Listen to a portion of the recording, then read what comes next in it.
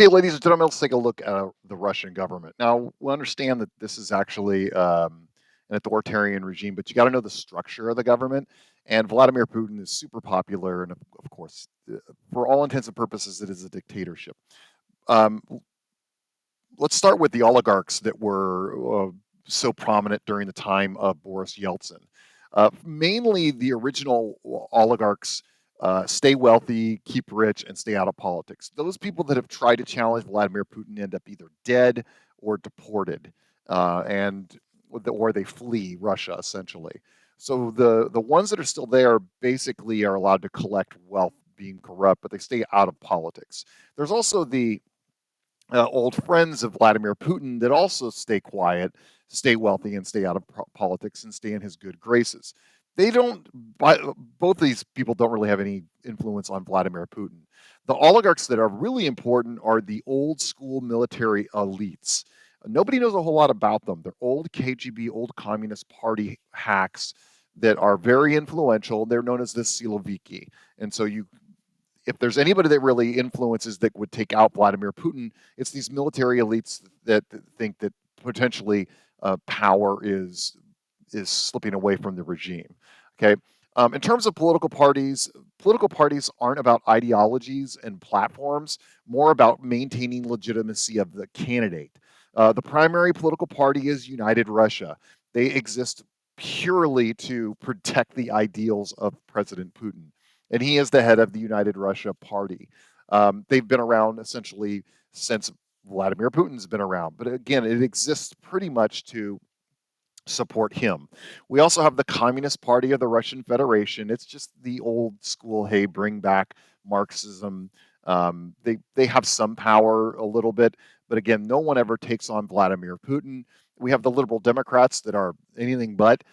They were created by Vladimir Zhirinovsky, super crazy nutcase ultra nationalist. Um, Again, very little real power in Russia.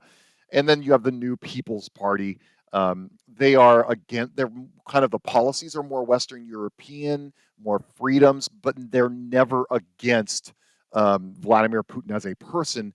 They will sometimes push up against his policies, but again, no one is actively going against Vladimir Putin in Russia. The ones that do are known as independents. One is known as Boris Nemtsov. He was extremely anti Putin, very pro Western European form of government. He was a former member of the Federation Council, and he was gunned down within a mile of the Kremlin in what was called a robbery, but really was an assassination in 2015 by Vladimir Putin. The more known one was Alexei Navalny. He ran on an anti-corruption campaign, very anti-Putin. He was arrested and tried to run for president in 2018, but he wasn't allowed because of tax fraud.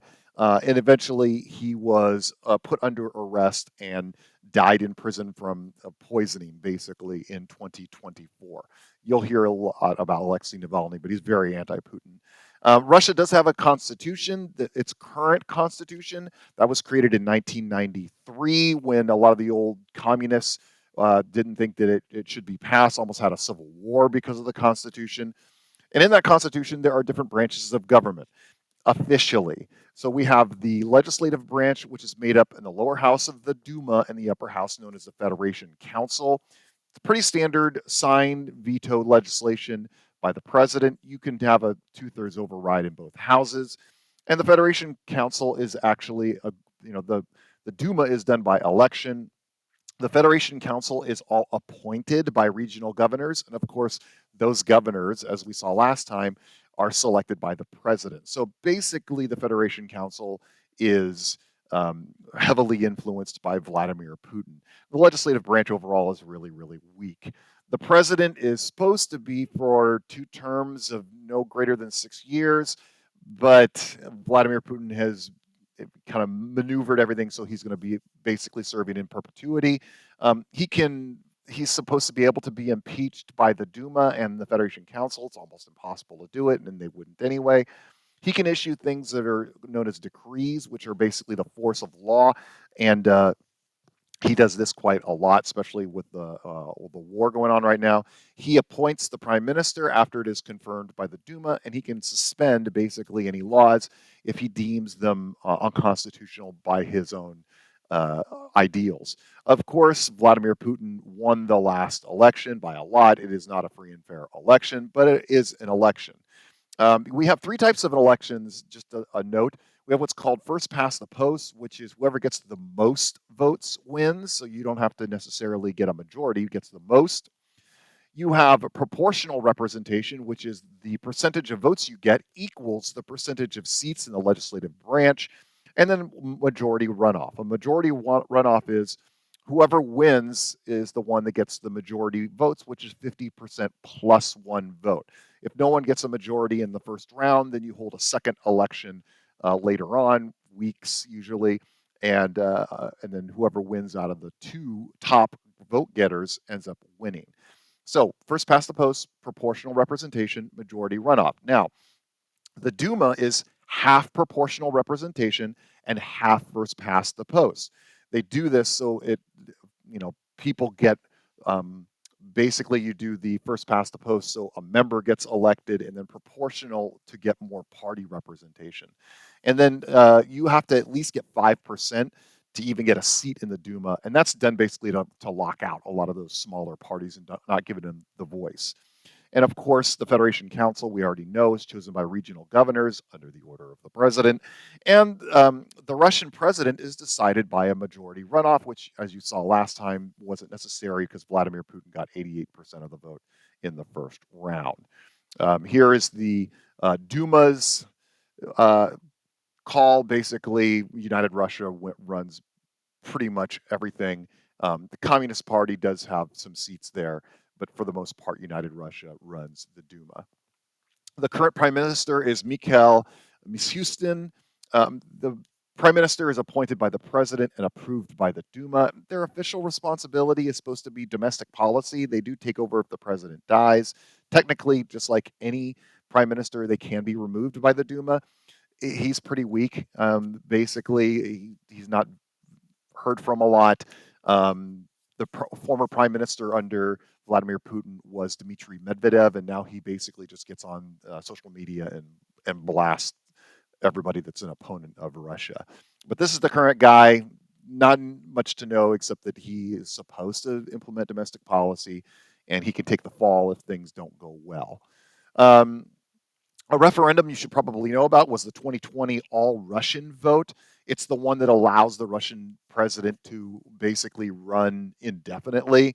It allowed presidential candidates' residency to be raised from 10 to 25 years, meaning you'd have to actually be in Russia, living there for 25 years to be president.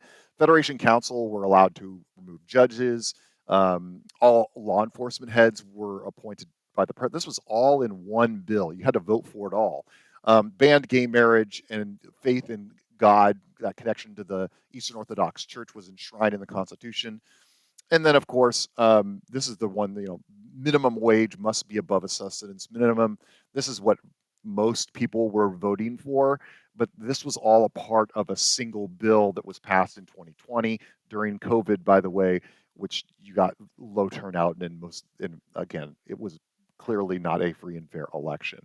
And Vladimir Putin is going to end up probably passing by um, Joseph Stalin when all is said and done and being the number one Russian slash Soviet leader ever. Just a note, remember that is a president and a prime minister here. So you do have what's known as a dual executive. But of course, even though there is a president and a prime minister, we all know that Vladimir Putin is actually the one that holds all power. But you do have to know kind of the makeup of that government. The judicial branch is insanely corrupt. There are two courts there, the Constitutional Court of Russia and the Supreme Court in Russia. The Supreme Court's the one that's the ultimate court. But again, they do whatever Putin wants. The farther away you get from Moscow, the more corrupt the courts become. Everybody is just entrenched and wealthy. Most Russians don't even believe the courts enact justice. It's just so corrupt, it's almost accepted that you can buy your way out of cases.